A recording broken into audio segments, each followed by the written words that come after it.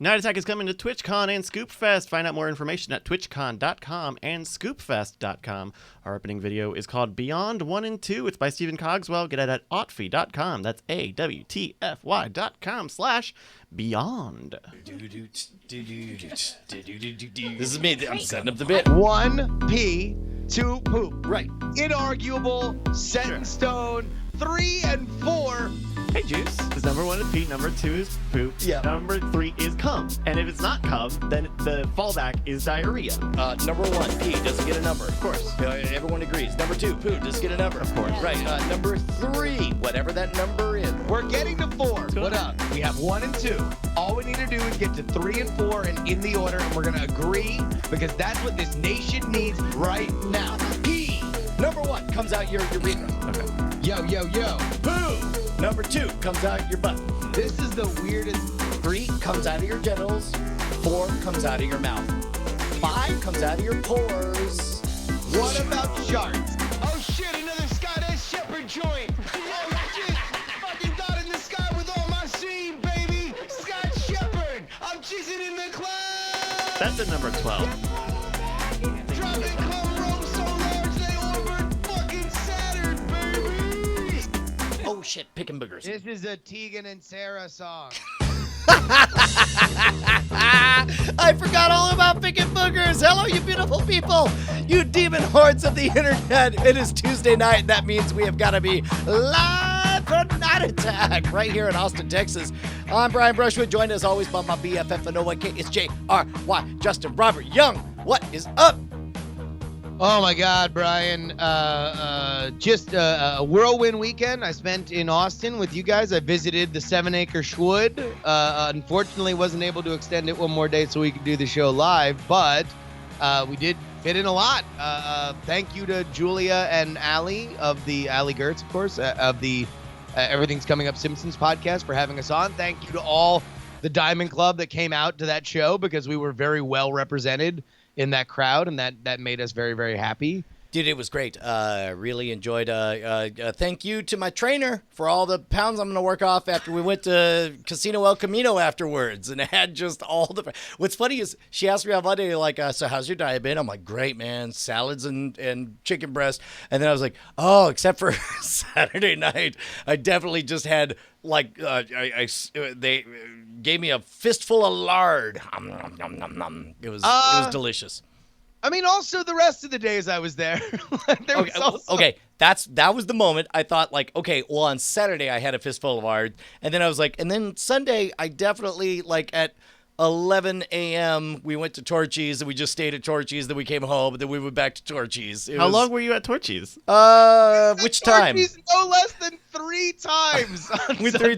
Yeah, no. I mean, what's the minimum? What are we looking at minimum wise? Like, I mean, a minimum couple of 3 hours? visits, and I don't know if you know this about us, not the quietest individuals. sure. And And so, that Torchy's has a full bar. correct. And then we would show up, and they were just like, you're back again, are you?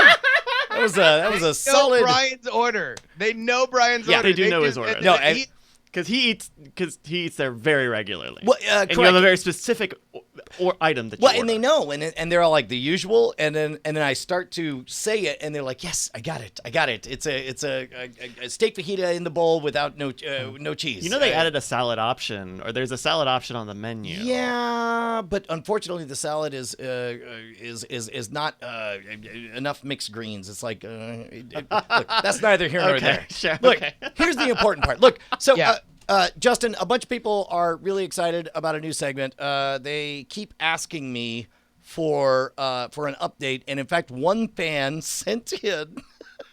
You remember a while ago we talked about my brother having a serious medical. I shouldn't be laughing. Had a serious medical issue. Yeah.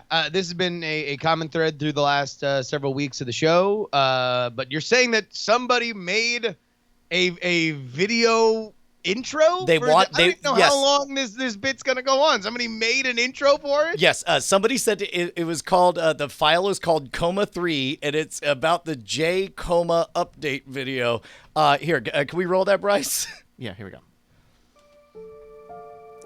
Oh my God. Christ. Actual photos of my brother in a coma. Whose thumb is that?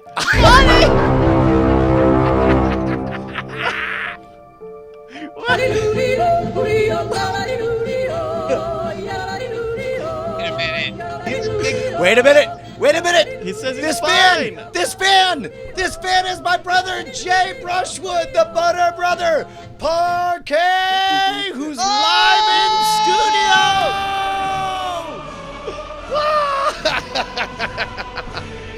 Holy shit, Jay! Hail Satan. Whoa, Jesus. He's like, I was hanging with my homeboy downtown. And by downtown, I mean literally when I was in hell. Let me tell you, heaven is totes for reals. And I wasn't there. I was hanging with Satan. Holy shit, Walt McClanahan. Ladies Dude, and gentlemen. look at all these you are- hams in the chat. That's amazing. So we just unlocked a new ham emote on Twitch for everybody. The Nat Ham. Hands for Jay. Dude, spoiler alert, friends. We're clearing the deck so we can talk to Jay this episode. Jay, Ask me anything. are you doing an AMA? Amazing to see you, and I'm sure everybody who's looking at you now, for the audio listeners, Jay is Jay. Jay, this is so good to see you. Well, and okay, so if we could talk about this, like, everything since you woke up from the coma has been shockingly fast. Like I it's not about me, it's about you. But it's just like were the medical pros like, well, this is faster than expected? No, they were baffled. Right, They printed a newsletter. They were like, "Doctors baffled by recovery." And then they handed you a newsletter. and I signed it. They took my photo, gave me a key to the city. It was a key to the ward. Because this has got to be really weird, because literally the only person for whom it hasn't been shocking speed of recovery is you. Jay. You're the only, you're like, hey, I was walking around doing stuff, driving, having, I living my life, drove and them then- batty. I would get up and I'd just be like, all right, I'm gonna go for a walk, and they're like, sir, you can't leave, and I'm like, yeah, I'll be right back, and and like, you need to be in the chair, use the wheelchair, and I'm like, I ain't using no chair, and they're like, you haven't been cleared for walking. You're the Samuel L. Jackson of coma patients. Yeah, they were just. It got to the point where they had to put like a tracking anklet to where if I left a certain area, an alarm would go off, and it's like, boop, boop, and Really? crazy. Yeah. So okay. When they weren't tying me to the freaking. Oh yeah, bed. no. You were definitely strapped down. Okay. So there's so much to unpack here, and I'm going to assume that given the nature of the story, there are certain things that are going to be on inbounds and out of bounds. You feel free to call. Let's make that out of bounds at any moment. But for the uninitiated, the only story we've been able to tell so far is that Jay had a seizure at work and got treatment and had to be in a medically induced coma, and then which involved shoving a fucking garden hose all the way down your throat, multiple, in lungs, during which time. And I don't know how much of this I don't think any of this we've talked about, but hopefully this is inbounds. During which time they would start to rouse you, and I guess in that twilight phase of being in a medically induced coma, you would get just awake enough to realize that you were Neo in the Matrix and had a garden hose down your throat and be uncooperative. At which point they had to restrain you, making you more like Neo from the Matrix. Yeah.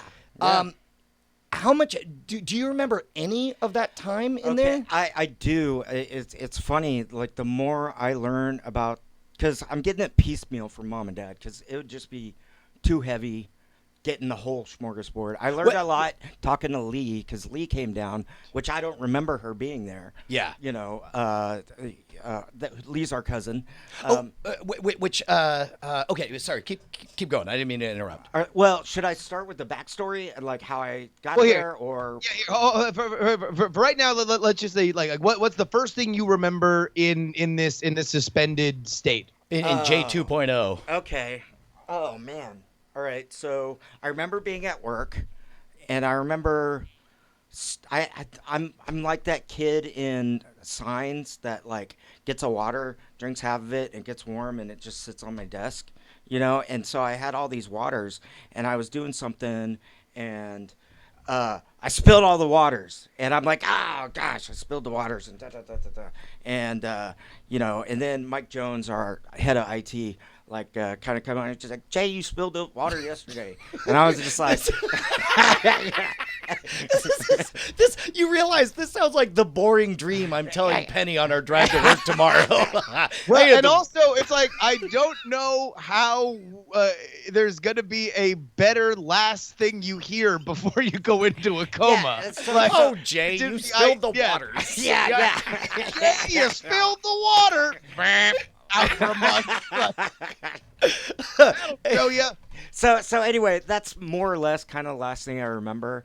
And then it was Crazy Dreamland, where I was in and out and had all these scenarios kind of going on.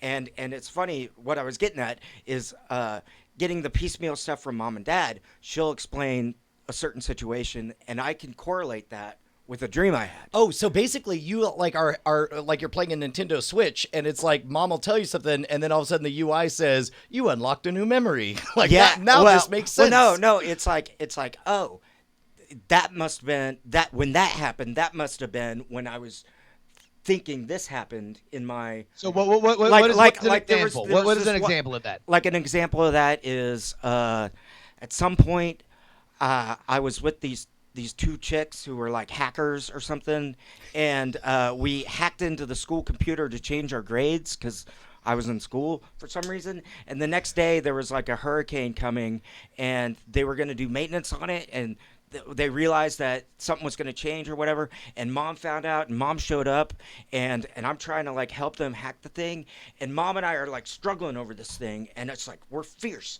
and like it's like I'm like give it to me, and I'm like gritting our teeth, and I'm just furious. So you're living in dream logic land. and I'm just like give me And then, that bitch, meanwhile, you know, I'm like give me this fucking table. Smash cut to you actually just trying to pull out all of your IVs. What it was they had the trach in. Oh, and, jeez. And I was pulling on it, and she's like, she was telling me how strong I am, and she's like, Jay, you got to stop this, you know. And she was just as mad as in my dream, you know. So it was really your mom. Just to reset for people, that was really your mom that was yelling at you to put this thing down. Except for instead of it being whatever hard drive, it was my in trach your tube. dream. Yeah. It was your trach. It was your literal lifeline. Yeah, and she's just like, Jay, don't do that, and I was just like, oh man, that makes sense that. that you would interpret it that and way. Apparently, every time I woke up, I just stared daggers at mom. It's like evil. Like I hated her. There was one moment, and this is in the floaty period, where you sort of woke up enough that you could recognize that Fox News was on, and you moved the daggers from mom to Fox News. You're like, and then mom was like, "Oh, do you want something besides Fox News?" And you're like, and you're like, "You want Cartoon Network?" And then your eyebrows go, and so for the rest of the entire thing, it was Cartoon Network on, and mom and dad are like, "I don't know." Well, Are yeah. at least I there got any rid of other that. dreams that you remember from the coma? Oh man, yeah. There was this whole thing where involving like my ex-wife defecting to North Korea. Oh my God, you were so on about this North Korea shit. Fucking, you were obsessed. Even as you were awake, do you remember calling me in the middle of the night about how? Okay, so Well, remember when I called you from the shower? yes, like that's what I'm talking about. Yeah, okay.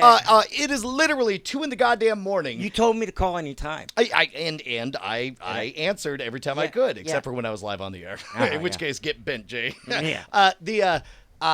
It's 2 in the morning. Phone rings, and I'm just drifting off to sleep. And it was after Night Attack, as a matter of fact. And I call or pick up the phone, and he's like, "Hey, bro."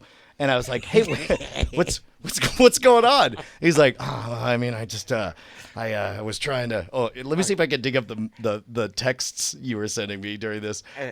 You were like, No, I made a huge mistake. I'm like, I'm in the shower. Right. And then and I was like, well, why? And he's like, oh, well, I made a joke and it didn't land. And Now the paparazzi are or, after no. me. And you say, now they're after me. I'm like, who's after you? He was like, the press. And then I was like, I'm sorry, what was the joke? He was like, well, it was about Lanny Davis. And I said, who's Lanny Davis? And you were like, he was a special counsel for the Clintons. And I was like, what was it about? He was like, well, it had to do with McCain, and it was about North Korea. And I was like, okay, well, and why are you worried about this? And why are you in the shower? Right, Because right. I'm naked in the shower, and I'm talking to you on the phone. Wait a minute. Shower's Shower's on or shower's off? Shower's on. I can hear the shower Your on. phone in the shower. And you're naked like, in why the are you shower. in the shower? And I'm like, nobody's gonna come after me in the shower. Like, it just made sense that like it was Sure. a protective zone. Well, Who interrupts somebody's shower? I mean, you're A famous horror movie would conflict Oh, with yeah, that movie a little bit. oops. Favorite horror scene of all time. Oh my god. So you go on, and there gets to be this, this point where I'm just like, Jay, would you like me to tell me which parts of these are real and which are not? Oh, and the reason you couldn't tell the joke is because it had to do with John McCain, and John McCain had just died. Yeah. And so, and you're like, it would be insensitive, and they'll be upset. Who? The press. They're coming. And I was like, Jay, would you like me to tell you which parts of these are real? And he's like, yes, very much. that was my favorite part, is that you're like, oh, that would be very convenient. Would you mind sharing? So when you're in that situation, Jay, was there a hard time mentally kind of sussing, if you live in a dream world for weeks, like picking out what is real and what is in a dream would seem like a challenge? Is that the case, or does it go from black and white to color immediately? No, it's been a slow fade, like where I'm like, wow, Brian really didn't play Robert Downey Jr. in the original Iron Man 1 He when did? he was trapped in the cave. I mean, as far as you know, Yeah. might have been my greatest scam yet. I mean, that actually was part of it. Like, Really? you did all this motion capture, and they digitally recreated Robert Downey Jr. when he was in the cave, just the cave part. The rest was all Robert Downey Jr. But you were him in the cave, and Holy so shit. when you were in the cave in Afghanistan, it was actually you, Right. wearing a motion capture suit. And then they like, and then they did- Jar Jar Binks to me. yeah, that movie magic. Yeah. And I was dead serious. Like, even when Nick came and visited me, I was like, I was still out of it, and he's like wheeling me around in the wheelchair, and I'm just like, oh yeah, Brian was Tony Stark, and and he's just like, what? And then there's this whole Lord of the Rings mixed with Asgard epic battle thing that also involves my ex-wife. That was really weird. And you were like this, like appointed by the world to save the world. It was weird. And you had this convoy that was like, the shitty Voltron that's like 30 cars.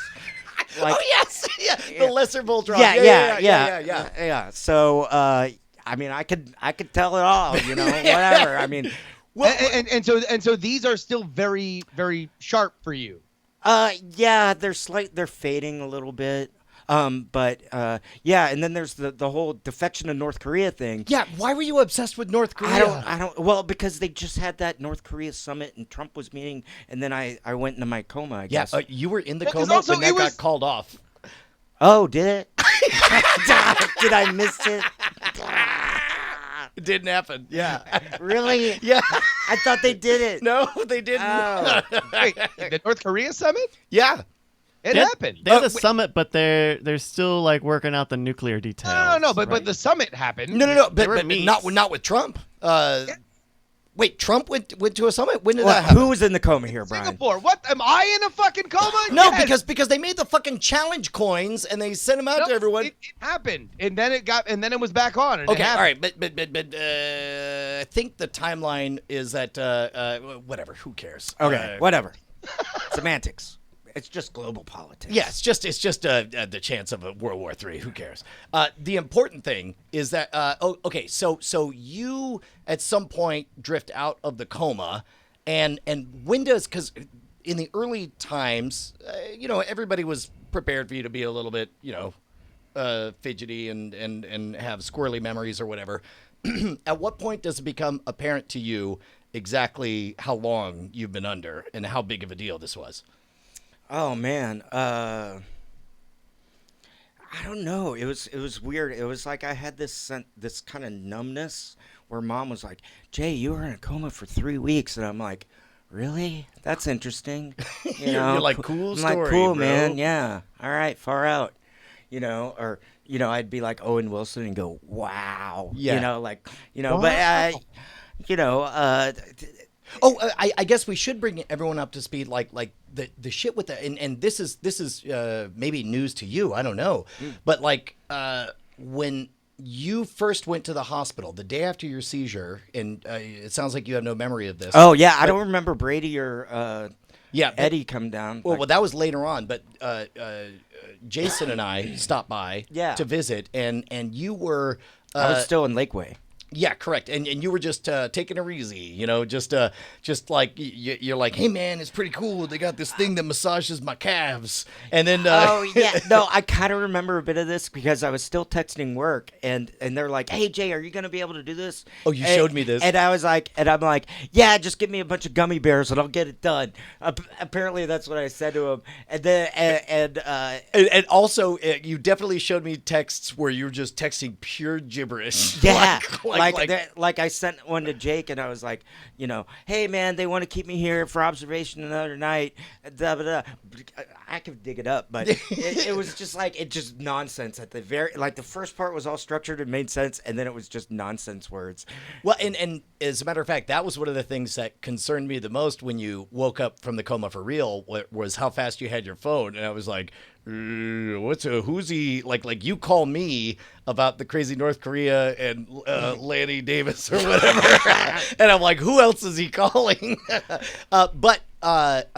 So and the story I heard, and I've gotten multiple versions, and of course, I assume you don't know, but one of the versions that I heard was, so we go to visit you, and then the next day or that evening we fly out to Los Angeles to do the Monorogue Eco Uace combat thing. Oh, and, I didn't know about that. And then all of a sudden, next thing I hear the next day, Mom's like, yeah, so anyway, he's being intubated. I was like, what does that mean? It's like they're putting him under, shoving a garden hose down his throat. And I was like, well, that seems extreme. He seemed pretty cool before. And then, and this is the story. You and I have to sit around a campfire and extract from Dad. Because apparently while Dad was there visiting is when you became uncooperative. And the one thing of all the stories I've heard that's universal is that you insisted you just needed gummies and gummy to get bears, back man. to work. That's all it is. Yeah. One of the most colorful versions was that one of the nurses said, "Oh yeah, no, I heard about this. I guess he thought he was in a Star Trek episode." And everyone I've talked to has been like, "Oh man, that's crazy." Pause, and they're like, but which episode was it? That's all we needed to know was which episode. But wait a minute, was there a Star Trek dream? Now that we know that there were correlating dreams. Now that you mentioned it, I do have vague, Star Trek related. Star Trek flashes. I couldn't say for certain. But you were also like really dialed into. It was definitely Next Generation. Yeah. But also, even when we were out in Hawaii, you were getting caught up on like Deep Space Nine. Or not caught up, because it was you were about to go rewatching. off of Netflix, and I was like, I gotta just blow through these because I'm at the very end of Deep Space Nine, and then I get out of my coma, and I log into Netflix, and they extended the contract or deal or whatever, so that they didn't take it off. So I did all that binge watching for nothing, man. Double prizes. Oh my God! Second worst thing that happened to me. All right, hey everybody. Normally we do a whole big shebang, little song and dance, settle down your pants for Patreon and for Twitch subs, but just please know patreon.com/Night Attack is where you can support the show. If you are a horse boy, go ahead and check your email. We have a real big, awesome gift for you. And then, of course, twitch.tv/Night Attack is where you can support us there. If you have Amazon Prime, then go ahead and give us a sub. You get it free every single month. Twitch.tv/Night Attack. Connect your Amazon Prime, and you can. I didn't know that.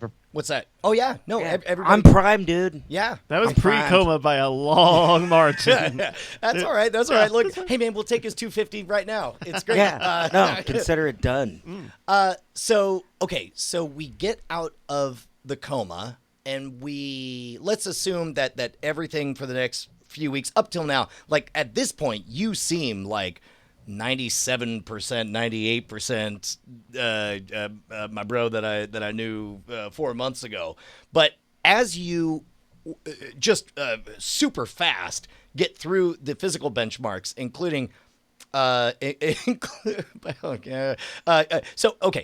when you had the garden hose down your throat, it was clear that every time you woke up, you would freak out, so they had to bind you, and then they would try 3 times a day to wake you up, and then it was always just, immediately grabbing at and non-cooperative. Yeah, I tried to undo those straps. Like, I mean, I had dreams about that where 2 of the nurses, like, I don't know, we were at our house in Norway, and, Oh, wow. and we were in the basement.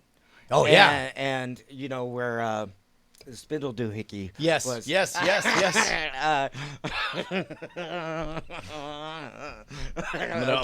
gonna find that Betamax tape. Yeah. And we were down there, and it was like this, like, big black dude, and like older man, and then this like kind of gender neutral man woman. I don't know. Okay. Trans maybe. I don't know. Like.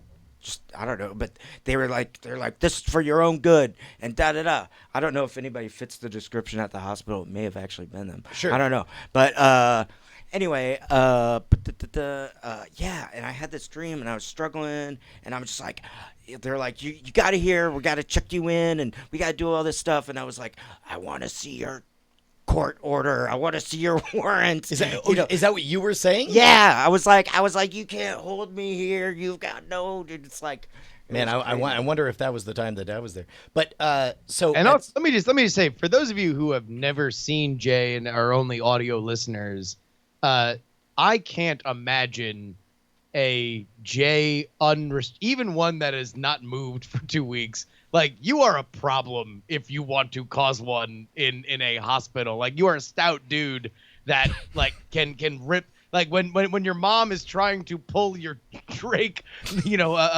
from you, so you don't rip it out. Like that's an issue, man. You're a strong dude.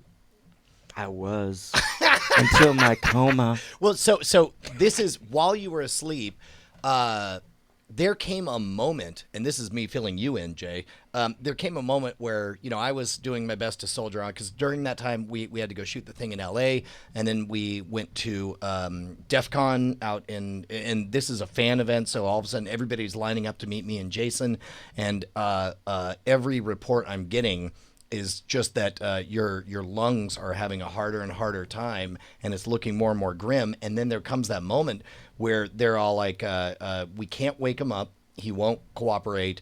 And we're out of time to have a garden hose down his throat, because at some point it begins to ulcerate it and you get infections, and then people die.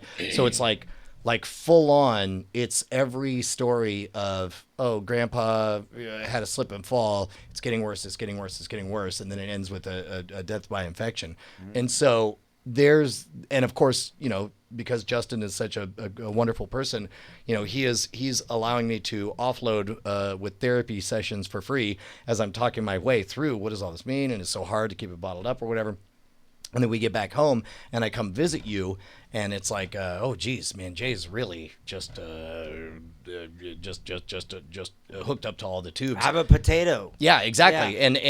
And Justin was the one Yukon Gold. that was like, hey, we're keeping a secret from the Night Attack family, and that's I can handle that, but I can't handle what it's clearly going to do to you as a human being to keep this bottled up inside you. And we've got to figure out what we can say to everyone out there. Is that an accurate way to put it? Look, this kind of stuff is it's hard, and it radiates, and I think it hit certainly the Brushwood family really hard, because there was just an unpredictability to it, and really the worst moment was there was a time in which it had first happened, right? And there were like, a week and change, and at that point everybody's like, all right, listen, this is awful, but at a certain point it's just gonna end and Jay's gonna snap back. And then there was like another week and a half to 2 weeks where it was the sentence every day, and every day it didn't happen for a week and a half.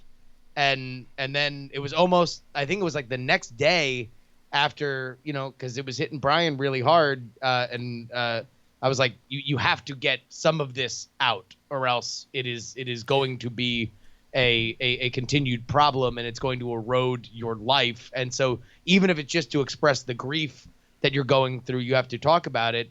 And he did. And then it was like the next day, like, you snapped out of it. And then it went ate my exactly spinach as fast. Yeah, right.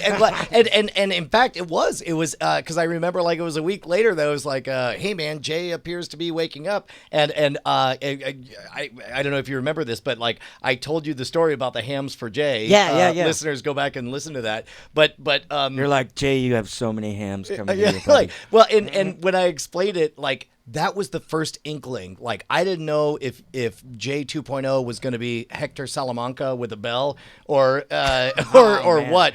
But it's like the moment I told that story and you laughed to the point that alarms went off, I was just like, some version of Jay is in there, and I The was, cackle is alive. yeah, right. Well, and that's what makes everything afterwards so crazy. So you wake up and immediately, against advice, you start walking around, and Yeah, I mean, it was weird. It was like they wanted me to take it easy. And the way I saw it is like, fuck that. I got to push myself. And I push myself every day. And I was like, fuck that. I got to get up. I got to move.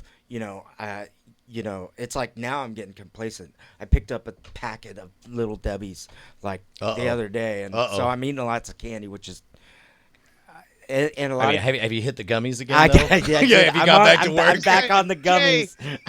Don't worry. You want to know what? You want to crush a couple hostess? I think it'll be fine.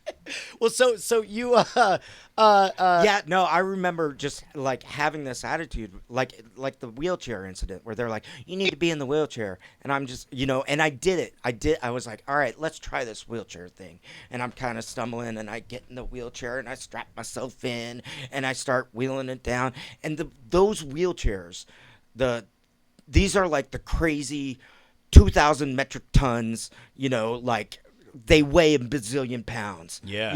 And so it's just like, rah, rah, and I like barely get, and the nurse is like, oh, you came out, you're in the wheelchair, and I'm like, yeah, fuck you. And, oh Jesus, like, you're like, fuck you, North Korea, land. yeah, and I wheel myself around, and I go back, and the next day I was just like, screw this, and I get up and I start walking down the hallway, and they have rails in the hallway, so I'm like holding onto the rail, and that's when they're like, sir, you can't be doing this, you haven't been approved by the walker approver, that, and the next that afternoon or the next day they they brought in the specialist to approve me to walk. They summoned the walkerman. Yeah, it was actually Christopher Walken. Yeah, it was the wolf from Pulp Fiction. Yeah. So okay, so how comfortable are you talking about like where you're at right now? Well, yeah. I mean, I'm comfortable talking about anything. Well, you'd mentioned that there was some of the story before that you had mentioned that like we were going to start at, but we were already in the middle of coma stuff. Well, do you mind if I just vomit out kind of what I did on the phone on you? Yeah, go for it. All right. So here's the deal, and this is kind of to everybody in the audience. I'm being brutally honest here. Basically, last year, when I got my divorce, I had been drinking a lot, and I started drinking a lot and got really depressed to the point where in February, I approached work and I was like, I have a problem. And so we went to, I got whisked out to this treatment facility in Florida, got clean and sober, but my heart really wasn't in it. I was counting down the days. It felt like prison. I got back, instantly relapsed, and it didn't help that 2 weeks after coming back, we had a planned family Hawaiian cruise. So we went on that cruise, and it was off the rails. And I get back, and also the one guy that was on my team left. So I was the only one getting all this. So I had this enormous amount of stress. I was dealing with my marriage. You know, I'm spinning all these plates, and I'm drinking a lot. And, you know, so the day I had a seizure, it was actually, I didn't drink at all that day. And what it was well, that's what what triggered it. Right, Yeah. right. Because what happens is I tried to explain this to Mom. So as I understand it, if you drink for a long enough period, or have a particularly hard bender or whatever, your GABA, your GABA receptors become accustomed to being muted, and then when you get out of it, it's just like you feel on fire all the time. It's overloaded. Right, and then that's what causes the DT, the delirium tremens or whatever. Yeah. But then you got sober, and apparently once you have the DTs, this is just from what I've read, this is armchair shit. Once you've had the DTs and you get clean, then you are what they call kindled, which means the next time I'm you primed. you try to quit cold turkey, it's much more severe, much quicker. Oh, wow. So like that 2 day of like, well, I'm just done. I'm just gonna stop. Like apparently, like it's legit super duper dangerous to try to quit cold turkey. Yeah, no. Well, one of the reasons that convinced me to go to treatment in February was I read online that there's a 50% death rate for people that try to quit On their own. On their own. Right. And then Yeah. you proceeded to immediately try to quit on your own. Well, well, No. That was before the. well, I was primed, bro. Right, yeah, I was sure. like, come on. Well, so I guess tell me if this rings true, and if this is too dark territory, feel free to guide us elsewhere. But what I've always assumed is that when you tapped out, when you're like, I've got a problem and I have to get clean, you went to a place and got clean. It took about 6 weeks. And you, I assume, weren't able to, brew your own hooch or anything during that time. I mean, it was really healthy. Well, we can get into but specifically, when you get back and you do slip into the dark place again, like to me, as I told Justin, I was like, it feels like alcoholism 2.0. This time it's secret, where it's just like, because you were already publicly given your one get out of jail, tap out coupon. Yeah. And then all of a sudden it's just like some next level, keeping it all secret stuff. And that's look, so much of alcoholism, and I've had addiction in my family for as long as I can remember, and from being around it a lot, it's so much about being, down in a spiral, and then every time that you look up in those moments of clarity, and you're like, well, how the fuck am I going to get back up there? I'm curious though. Like when I was admitted to the hospital, did they give me Grey Goose or to like taper me off or? No, they gave you like hardcore hospital medicines. And, they did that at the treatment. Yeah, right. Ativan is what I. Yeah. Yeah. Well, and then apparently, Mom said I was on Michael Jackson fentanyl. Oh yeah, propofol. Yeah. No. That's Propanol what they used to propofol, whatever. Propane. You were on propane. And then they. That's. I sell propane. I'll tell you what. Well, okay. So, at what point in the wake up period? Because I imagine you do a little bit of soul searching. At some point, you do the calculus, and you're like, "I'm betting this wasn't just a random, brain thing. Could this be related to my habits beforehand?" And at what point do you make that decision? Because I remember as you were waking up and you were still kind of in the fog, I tweeted out that picture of the two of us sitting under that oak tree at the facility, and in that moment, it was just about the greatest gift I ever could have gotten, because there were so many things I wanted to say that I was like, the thought was lodged in my brain that, so that one conversation with me and Jason and Jay and him being high as a kite on hospital meds, I guess that's it. I guess that was my last chance to say anything. And there's a million things I'm not going to get to say. And then when we were hanging out, this was the conversation where, I got to for me, it was the most cathartic thing on the planet. It was like this is we summon a ghost and Jay's here and I get to say all of these things and it was me who said, hey man, dude, what are you gonna do? Is this Jay 2.0? Or are you gonna? No, I remember this conversation, and it did have an impact on me, and it was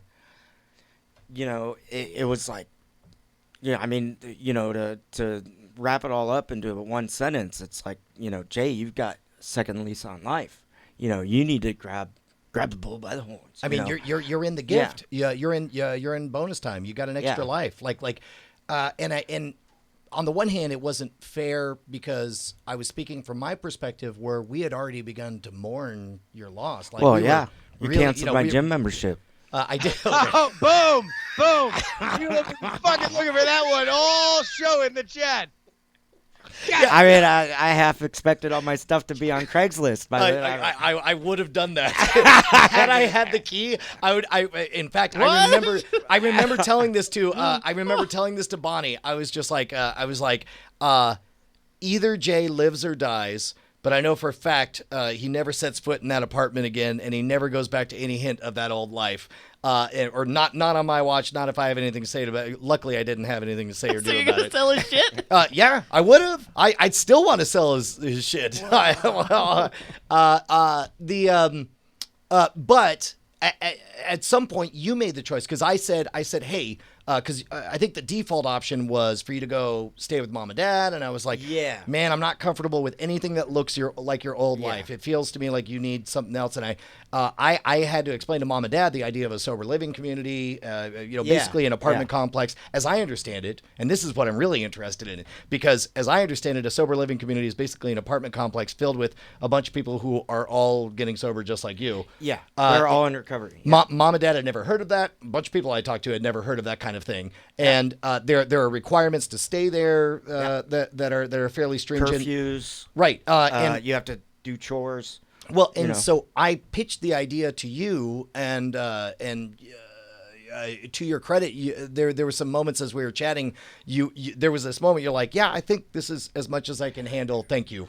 I remember that conversation, and I remember you bringing that up to me, and there's like a long pregnant pause, and I was just like, okay, conversation's finished. I appreciate your input, and it was one of those. It's weird because I've had like serious emotionally detached discussions with everybody in my family, at a certain time about different topics, and it's funny because it's like everybody kind of goes into that mode where they realize that you have to be logical, detached, and because if you're passionate and try to, force somebody to do something, it's just going to be a shit show, and it's going to be like, well, fuck you, glug, glug, glug, know, and so to everybody's credit, I mean, except Dad, he's kind of,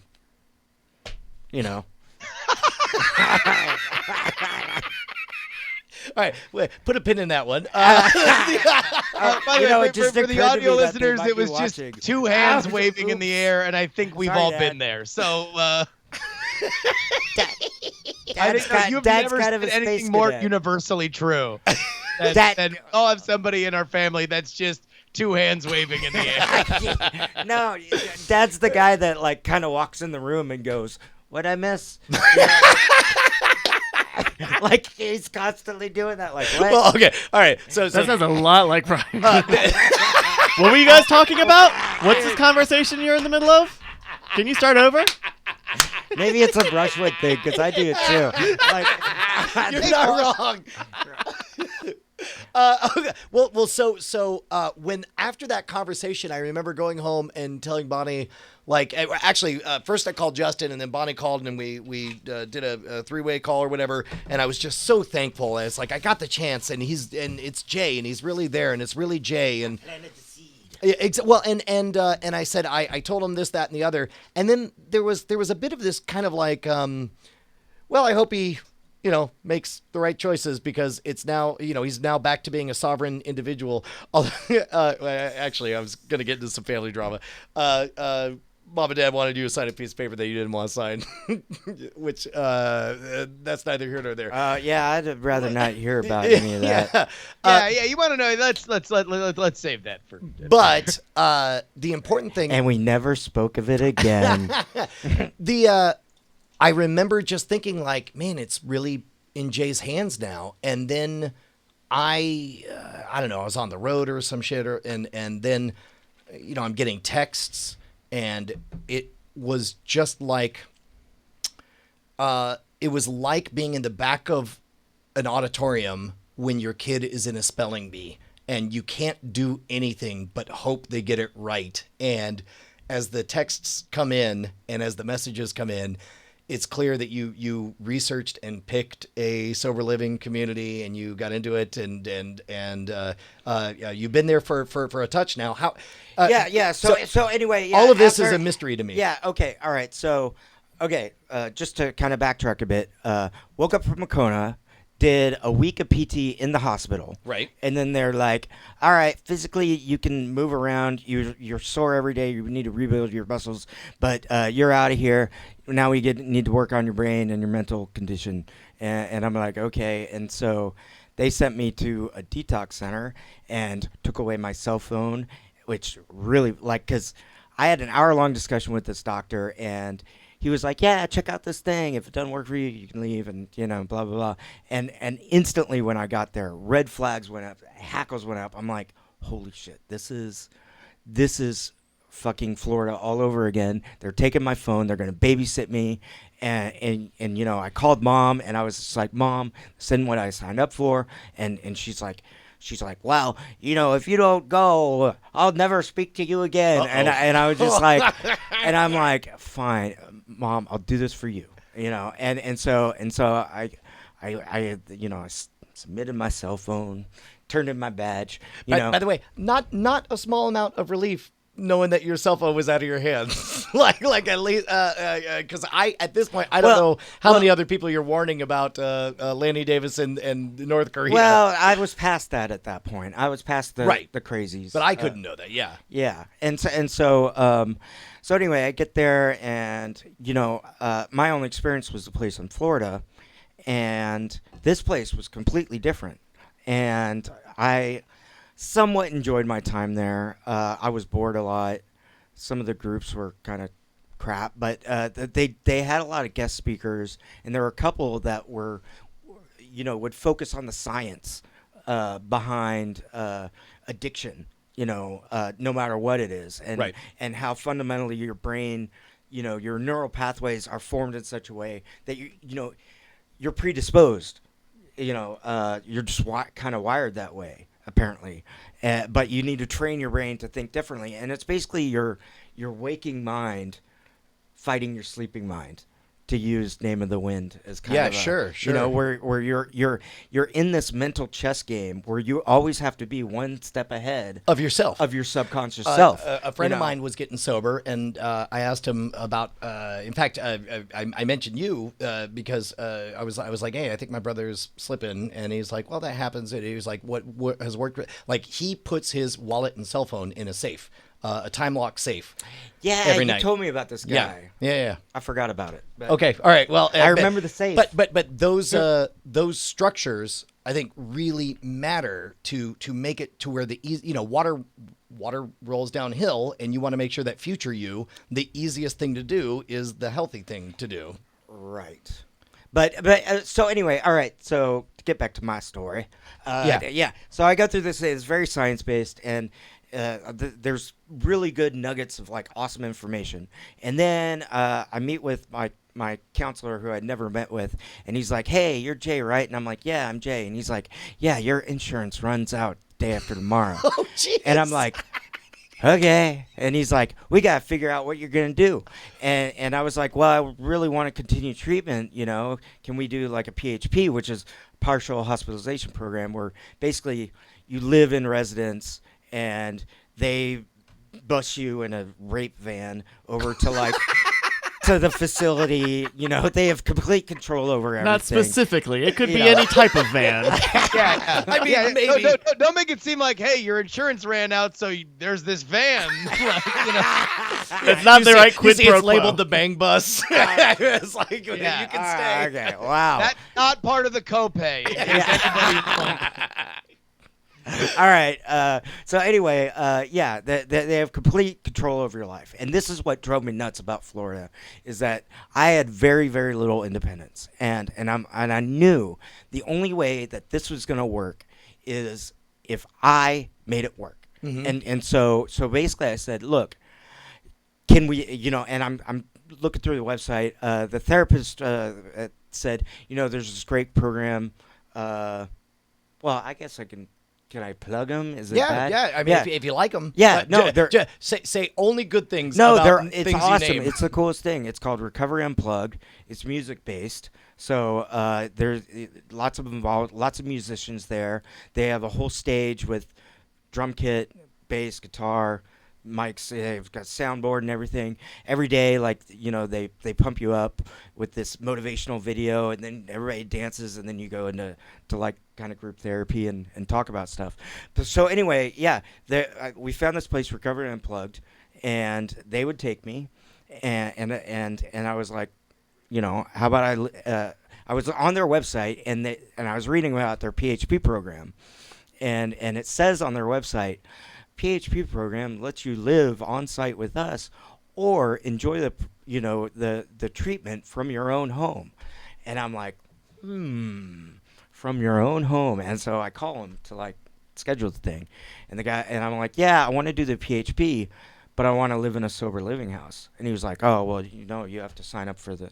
And I was like, well, I am reading on your website right now. I had to fight him a little bit. Really? Yeah, I mean, to get kind of what I had, because it's kind of a unique situation. Most people just do the residential program where they live. Where they're on campus. Yeah. Well, it's not there, but that's why you have to get in the rape van to. Right. Okay. All right. So anyway, and so yeah, they said, hey, that's cool. We're down with that. I basically every day I go in, they breathalyze me. I give them my keys, and I leave my cell phone in my car, and basically I'm just, another client of theirs, During the day. During the day from 9 to 3. But then when you go home. And then I get my keys at the end of the day. Right. And I go to the sober living house. And so there's how many and forgive me if thinking of it this way, but I have a 14-year-old. How many unattended hours do you have where they just have to trust you to keep your promises as you get from point A to point B? Oh, I mean, the only time they're watching over me is from 9 to 3. Wait, but the sober living house. No. He's saying he's at Recovery Unplugged during the day. That's Right. his 9 to that's effectively like his job. That's my job, 9 to 3. Like from 9 to 3, and then he gets his keys and goes back to the sober living community, and that's where he's. But living. no, But I there's was- nothing special about it's basically just a bunch of sober dudes living together, holding each other accountable. Okay, but there are some structures because like even right now you had to get special permission to stay out late. yeah, tonight. past 11. Yeah. And so they've got some kind of structures to hold you Yeah, accountable. and they give us UAs, your analysis, and so does Recovery Unplugged twice a week. I do that, So anyway, but here's my daily routine, more or less. Yeah. Is I wake up around 7, get out of bed around 9. No, I'm sorry, that's Mr. Brown's. Yeah, I was about to say that sounds familiar. Yeah. I don't know where it's from. Go ahead. No. I usually get up around 7, and I hang out, have a cup of coffee. It's interesting. I only drink coffee when I'm not drinking alcohol. When I'm sober, I drink coffee. When I'm drinking, fuck coffee. I don't like it. Yeah, but that's interesting. So your actual tastes change. Yeah. Maybe it's the sugar. I don't know. All right, that's it, Jay. If I ever see you with a Mountain Dew, I'm calling the fucking cops. Oh God. No. I would rather you just kill me than. Oh, jeez. That mountain. No. All right. So all right. Dude, So that was you. me. Oh, that was you. Yeah, I'm sorry. like, there's a leak. Breach. Wake up, have a coffee. And then hang out on my cell phone. Around 8, shower and whatnot. Get to the place by 9. turn everything in, do my 9 to 3. And so 9 to 3, I assume you have group therapy. I assume you have one-on-one therapy. Yeah, where's the there's- music part of things? In between sessions, and then every Wednesday you perform in front of everybody. There's probably 40 people there, 30 or 40. Wait. Every Wednesday you perform. Tomorrow. Yes. Tomorrow, according to my watch, is Wednesday. Yeah. What are you performing tomorrow? I have no idea. Okay, so all right. You know what? If we have any suggestions in the in the chat room, Yeah, what then do you know now's how to the play? time.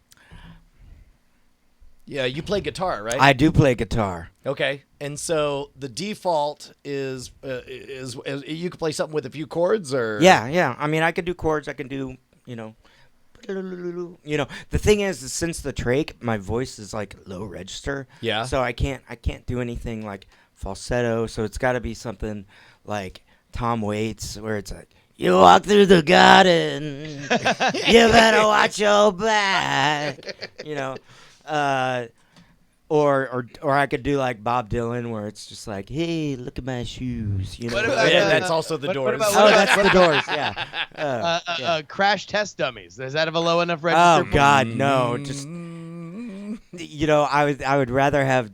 I would rather it be the Prestige, where I go into a tank full of Mountain Dew and drown. And a billion J corpses Yeah, in the background. Okay. There was this guy. Oh God! Into a vat of Mountain Dew. I'd and rather be in a said coma that- right now than listen to that song. So, yeah, man. No, we definitely should. Well, I need to get the guitar tab for Guy on a Buffalo or a Supersonic Electronic. I put my birth plug in your socket. Long live Mulvania. Yeah, that'd be great. I was suggesting you do the beards. If your dad doesn't have a beard, you got two moms. Just because that's a few simple chords. You should maybe wonder if there's an Anti-Donna song. That's crazy. Tenacious D. You could do some Tenacious D. Nah. But they do a lot of falsetto and D. Yeah. I can't get up there Yeah. because my voice is tricky. Yeah. By the way, I don't think we covered the fact that the trach.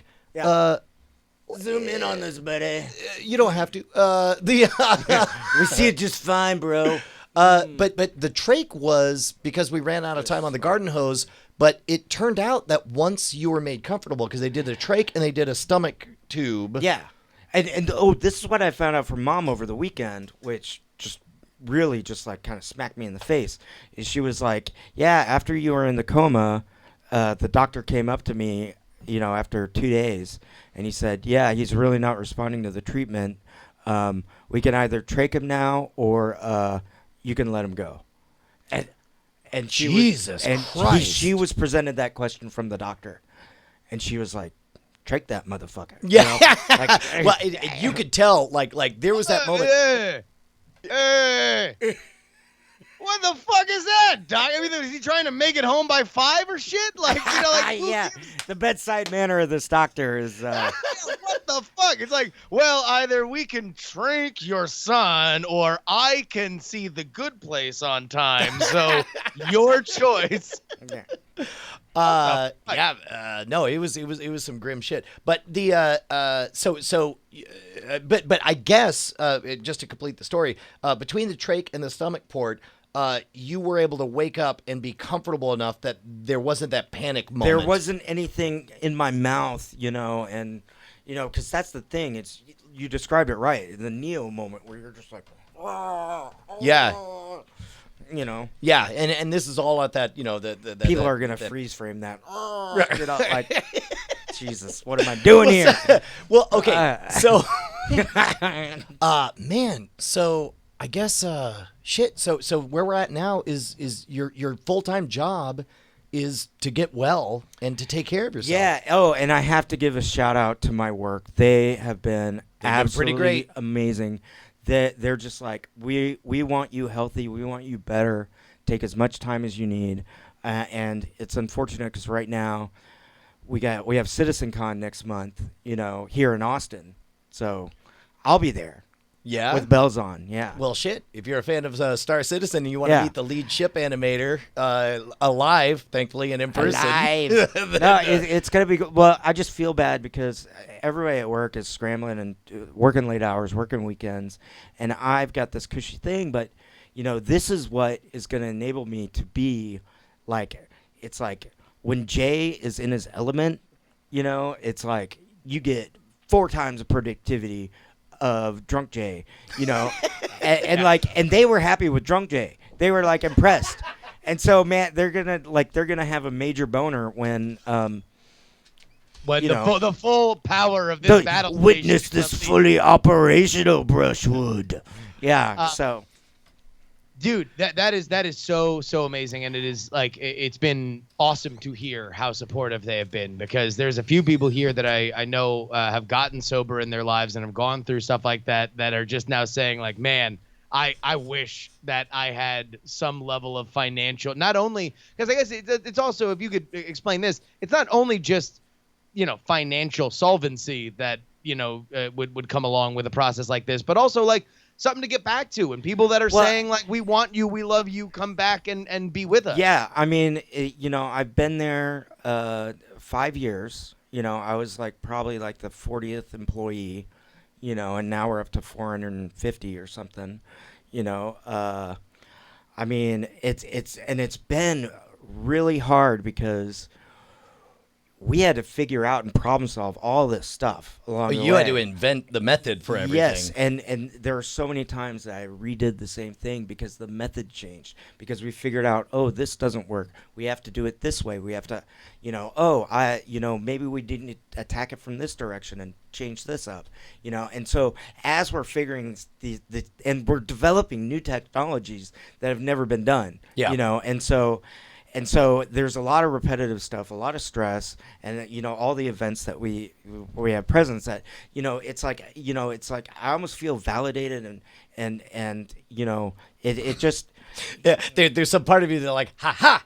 Yeah. Now that I'm in a coma, all of a sudden now you appreciate me. No. It's this legitimate like kind of heartwarming like wow, they really do. They like me. They really like you. me. It is kind of that. And so, anyway, props to them. All right, well, who else likes you is, of course, the chat realm. And we told the story about how I was, fearful of everybody wanting to do something and make a bunch of impotent gestures or whatever. And This was all right. Brian's obviously going through all of it. Well, you're down, Jay, and the you can tell he is like fighting every element of like, no, like there can't be, there is only suffering within, like there can be no light like here within this process. And I'm like, well, I mean, look, you can tell the chat realm that, look, there's stuff that's going down, and everybody, can have their love for Jay. And Brian's like, oh, I just know what's gonna happen is somebody in the chat room is gonna scream, let's get him a ham, and then next thing you know, there's just gonna be Jay's door is just blockaded with hams coming in, and then we gotta clean the hams out of Jay's door, and now my Jeep's gonna smell like ham, and like it's just like thinking through like every level. Yeah, well, so we ended up with hashtag hams for Jay. I was like, fine, you want to do something, just say hams for Jay and put it on Twitter. And now, congratulations. Yeah, no, because that's the other side of it, is that then Brian makes mention of that, and immediately it becomes the exact thing. It can happen exactly as Brian has foretold, up into people actually sending stuff. So, but people are tweeting like right now. Oh, dude, have you scrolled through hashtag hams for Jay? No. Oh, geez, you haven't even seen all this? It goes back a ways. I'm gonna have to do this. Yeah, no. Space ham. That's awesome. It's everybody's been hard at work. Steamed hams. Yes, steamed the hams. Aurora Borealis, Steamed localized entirely within your kitchen. Steamed hams only Can it's I your take a brother in a look? coma. Nope. Dude, take a trip down just how well beloved you are by this audience. There's a million hashtag hams for Jay, but most importantly, What?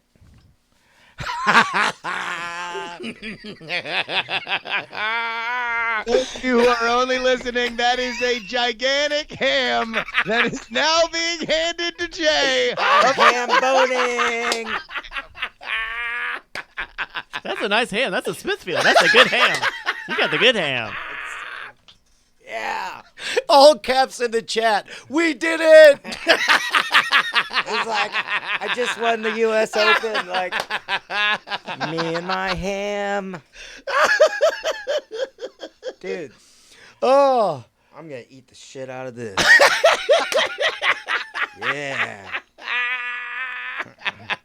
Oh, Yeah. my gosh. Oh, Christ. Brian, I need a moment with the ham. Yeah, no, that's fine. That's fine. Hey, so I think our original plan was to chase you out right around now, but if you want to hang around for the third act while we do a little bit of housekeeping. Yeah, no, I have to. Yeah, I'm just going to represent the ham. Hey, quick reminder. That's his good angle right there. All of this beautiful honesty brought to you by patreon.com/nightattack. If you enjoyed the show, if you think it's worth a buck, we would love to have it. Don't forget you get an RSS feed where you get the pre-show, the post-show, and all of the extra sauce all in one program. So instead of just spending an hour and change with us, you get to spend almost 3 hours every week as you do your life and get to hear about our shenanigans. And also, shenanigans. yeah, by the way, support Star Citizen. I'm just going to go give an unsolicited plug. Support Star Citizen. Yeah, they're Hell's yeah. supporting me, so by They've the been transitive thinking- property, you're supporting me by supporting them. Dude, buy a spaceship. Everybody buy spaceships for Jay. We need to make We're a- done with hams. No. Now it's spaceships for We Jay. need to make the ham one. Oh my God. The space ham. HAMM1. That would be Yes. amazing. Can we make? Can we? I Can don't we know. start a petition to start the Ham1 spaceship? Man, I just work there. You know, I like. You're like, Jay's this naked plea is like, well, it seems to me that's something the fans would have to do. Oh, by the way, can we reveal who the big fan was that made the video? We did immediately. I said it was you. Oh, that okay. did it. Yeah, I did that yesterday. Because otherwise, that would be a troubling amount of very private photos. The amount of They selfies snuck in. there would They be snuck in the dangerous. hospital, and Bonnie's like, Hey, totally got unaware. Bonnie giving a thumbs up on there. Oh my God! yeah. Hey, do you want to do the news segment next? Mailbag? Yeah. Oh, let's do the mailbag at the end. Okay, The great. point of the mailbag is All at right. the end. Well, then let's jump right into Diamond Time. Diamond Time is, of course, the portion of the program where we shout out your projects at diamondclub.reddit.com. You'll see a big old fat sticky green ass post, and of course, the top 3 projects as upvoted get shouted out live on the air. Here we go. The Gen says, this game is out on Kickstarter. Go back it because it's going to be awesome and the writers and designers are awesome. It is Nighthawks, the vampire RPG by Dave Gilbert, a.k.a. Wade Jet Eye Games. You can find it at YOLO420.com/vampire RPG.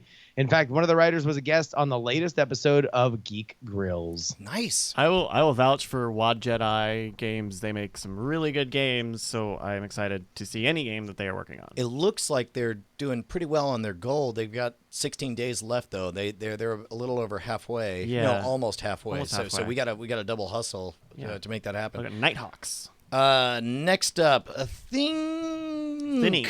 Thin Ink says, "Hi all, I just started listening to Boo, the podcast, and it's freaking hilarious. I have absolutely no connection to the people who make this podcast, but I think more people should listen to it, or at least one episode. Check it out at boopodcast.com, or check out at Matt Donaher, at Tim Vargalish, and at Boo Podcast on Twitter." Is this are these ghost stories? Can we just pop in randomly to the middle of one? Sure, let me see what we can We'll see what we're able to find out here. That's been one of my favorite things, is listening to a podcast and hearing them dig another podcast and then trying that out. I fell way behind on Harmontown because he dropped in 2 episodes like 2 new podcasts and 2 audiobooks, and I just got caught up. I paused it in the middle of that episode and then did all of them and then jumped back in. You know, she wants to buy these super expensive trash bags that are, you know, they freaking do everything. They have like zip ties, like Handles. anti-scrunching technology, Yeah. Bluetooth enabled. I'm Yeah. like, Jesus, man, like, do you want to, like, who do you want to be in a relationship with? His trash bag? Scary. It is not the haunted hotel. Boopodcast.com. And then Horseboys United said, well, I'll be damned. Looks like it's time for a Squarespace change of plans. I don't know what this link goes to, but the last time that we heard from the Horseboys United, they were threatening to be mildly upset with us if we did not start delivering on some of our promises.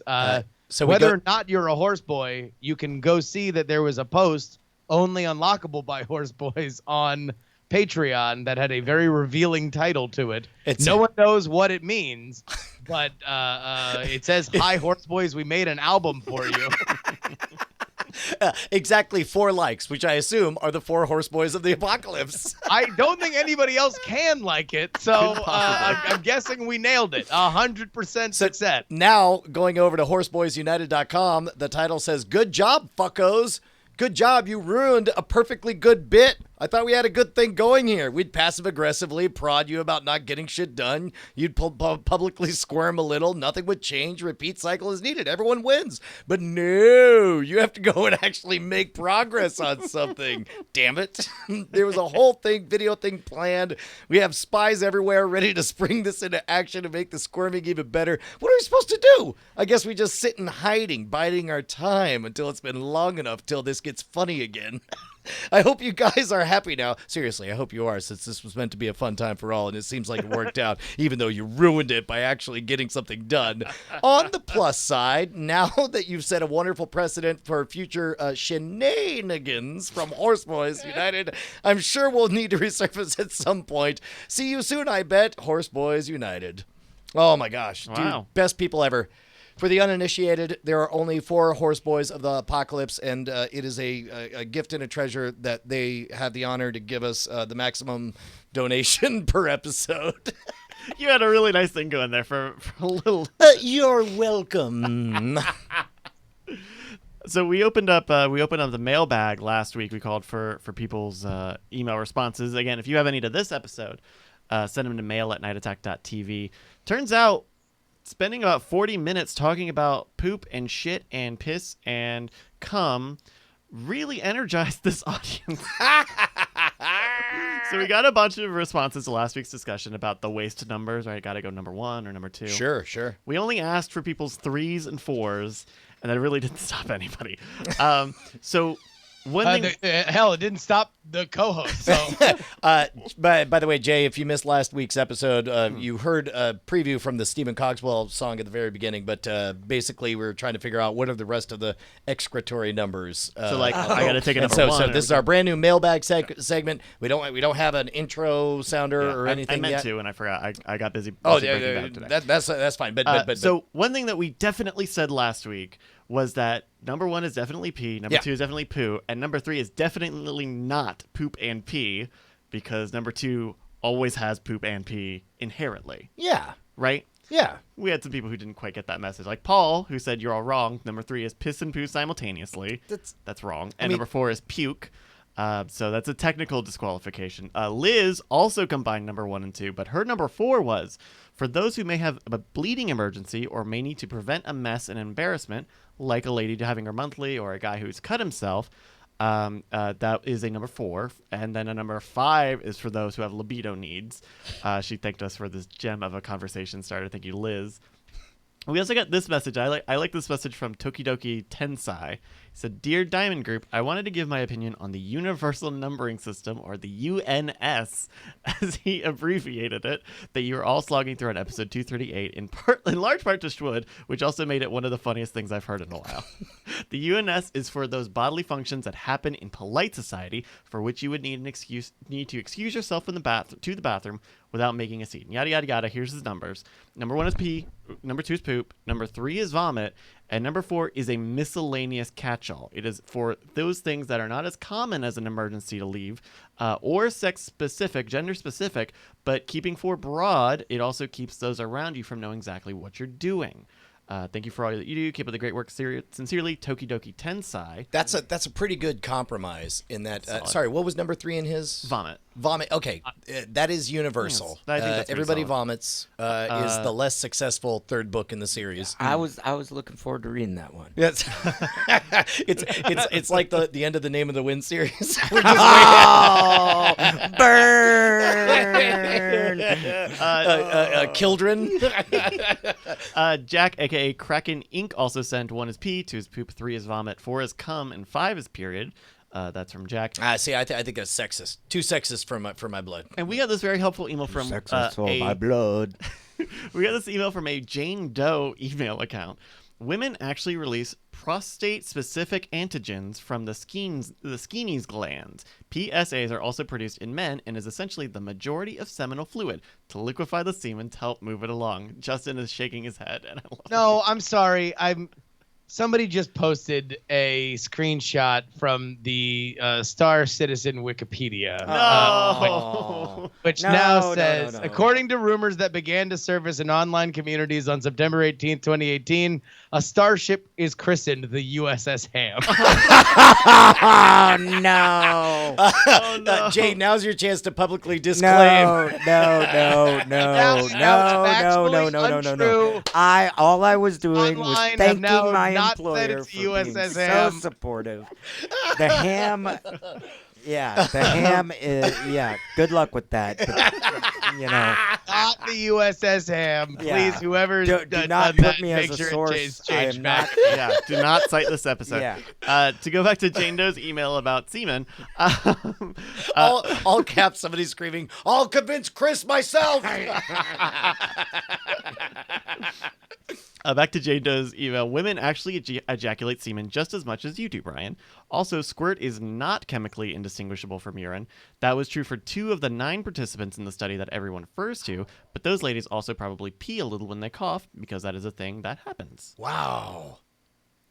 So women squirt. Gushers are a real thing? Yes. Wow. Women have seminal fluid that is not urine. Okay, right on. We also got some other TIL. We got some other nice messages. Peter Jason in this message, he said, "Hey fellas, I have listened to Night Attack all the way through and then restart from episode 1. I have probably done this 7 or 8 times. Whoa. Do I have a problem?" No, you have a solution. No, that's like To the question of what are you going to do next? Number 8. Which somewhere on the... Night Attack is number 8. Yeah. Got it. Sorry, I got to go do a number 8. It's my daily number 8. He also said, "P.S. This show is exceptionally helpful when my son was born and I needed something to keep me sane while I was waking up multiple times in the middle of the night to take care of a screaming newborn. Thanks for keeping me company. I can always count on the show to get me through difficult times. P.P.S. My favorite episodes are Balls Like the TARDIS and the Mandela Prophecy, the Princess Bryce." Okay. Hey, Justin, remind me of what happened during those episodes. Specifically, the Mandela Prophecy, the Princess I thought that would Bryce. be the easy one. to I remember. think that was the one where we either tried to invent Mandela, like Bernstein Bears style. We tried to invent is misconceptions. it Berenstain or Bernstein? Right, exactly. Like we were can't- talking about yeah. the Mandela effect, and then we wanted to invent some other what non-true was- things. We were doing fake movies. That's where the Princess Bryce came from. Because I misspelled on the Princess Bride when I was doing my You Inspect wrote Elements. Bryce. And what was the other one? I don't remember Balls Like the TARDIS. I don't know if that's Okay, just- like a Kickstarter one. Just do your best guess. We'll see how close you get. What Yeah. happened during Balls like the TARDIS? For the record, this is why I always go for the boring episode titles. Whenever the episode titles come up and it's just like the one with Jay Brushwood right after his coma. Remember that time? Like that's the one I always want to pick so I know what the fuck these are about. Balls Like the TARDIS, I have no idea except to say that maybe it involves somebody coming a lot. Okay, so this was Brian, Justin, and Mike TV were all in town. Justin was still working at the Go Game. Holy shit! So Mike did. Oh, well, you guys showed Mike videos, and he made songs based on those videos. It was Mike TV sings viral videos, basically. Something like that. It- and then was- that was also where Noity We're Dirk came from. challenging him challenging because he's the man who can make a song about anything at any time, and we were challenging him by showing him random videos he hadn't seen. And I think this is one of my first episodes that I was producing live in studio. Wow. Because you guys are This both is the episode I think where we wound up doing one of the country covers. This might be the one with the with the Rifle Burst. Rifle Burst country cover. Oh, the rape scene from Pete's Dragon? Yeah, also the Pete's Dragon scene was very prominent in this episode. Yeah. I think this might have been Bikey Wars. I think this is... Was it the Bikey Wars I think one? this was the Bikey Wars one. Oh, my God. Oh, that's right. Where we did we did their cover. Did the country cover of that. So that was that. Thank you so much, Peter J. We have one last one from Thomas from Missouri. I'm going to start playing this clip before I read his message. When you think you know what this is, feel free to let me know. I'm making a note here, epic fail. I can't believe it's a parody of the end song to Portal. You guys are fuck-ups. You think that you're funny, but you're not. Can you place the voice? I caught a glimpse. Oh, you saw this. You saw the file. So I'm going to recuse myself. Justin? I too caught a glimpse. Yeah. It's all up to you, Justin. Now the damage is done. It's the opposite is- of fun. I'm embarrassed that I don't know. No, I don't know. I'm embarrassed that I'm still subscribed. Oh, wait a minute. Is this Gigaloop? No. I'm so Don't- fucking angry. Justin, Hold on. I'm being so sincere right now. No, it's not. It's not Allie or it's not either of our singing Allies because I think they both have registers that are lower than this. And where was my question? I need advice on DRM. Okay, so I'm going to read Thomas's message. Hi, Brian, Justin, and Neshcom. Since you asked for submissions for the mailbag, I thought I would send you this clip from the 100th episode of the Maximum PC podcast. Whoa! Some- Maximum PC was, first of all, I love that magazine. Second of all, it was affiliated with our friends over at PC Gamer Magazine who have been over here. I used to listen to the Maximum PC. Gordon Maung is my jam. Well, that's a clue. That's a pretty big clue. I don't blame Gordon. I think this was Will Smith's It's your clue, idea. Justin. I liked him So I'll continue. It is sung by one Miss Veronica Belmont. Oh wow! Yeah, because man, this would have been all the way back almost 10 years ago, back when Veronica Belmont was working at Imagine Entertainment, which was the publisher of PC Gaming or PC Gamer and Maximum PC. Man, that's amazing. Thomas said, the funny thing to me is you could imagine that instead of singing about the Max PC podcast, she's instead singing about Night Attack and gets confused about which one she's complaining about. Could she be singing about DTNS or Tested or someone else? Who knows? Enjoying the show, and we'll keep listening. Thomas from Missouri. Thank you, Thomas. I had no idea this existed. Yeah. Also- I didn't know Veronica had them pipes. Yeah. Also, I only know one Thomas from Missouri, and his name's Thomas Merritt from St. Louis, Missouri. Another Thomas? Ooh, I'll have to get in. Hold on, we can do a little bit of. A little No, this is sleuthing? not Thomas. Oh, okay. Or- All right, it's not Tom Merritt. Merritt. Okay, it's another Thomas. Okay. Turns out they made two. More than one Thomas from Missouri, you say? But thank you guys. If you have an email you want for this for a mailbag segment, send it to mail@nightattack.tv. Thank you guys. Ooh, hot damn. Justin, what did we learn this episode? Oh Jesus! I really want to go. everything. I want to have a crazy night with you, or both of you, where I tell you The real shit? the detailed crazy dreams. Okay, no. Because I just did broad brushstrokes, that was a little specific, but I almost feel like you just need to sit down and record everything that you know. well, that's before why the I'm in therapy. debate anymore. Record that shit. Yeah. By the way, BitBoss and subscriber champion. Yeah, thank you very, very much to Brave Jayhawk for being our bit boss today. Look, through all of it, Jay, through all your situation, all I told Brian is that there's only one thing that matters when Jay gets out of his coma is that he knows that he is loved not only through his family but also through our internet family. And so I want to let you know now, and I know I am echoing this community right here, because not only through the love in the chat room but also the numbers, people have come from every corner of our little community to see you recover as well. When I saw you over the weekend, it was an inspiration, and it is more so now. It means something to verbalize it. So thank you so much for making a commitment to be here with us for as long as humanly possible. And I love you, brother. Yeah, I love you too, bro. Thank you very much for saying that. That means a lot. Thank you.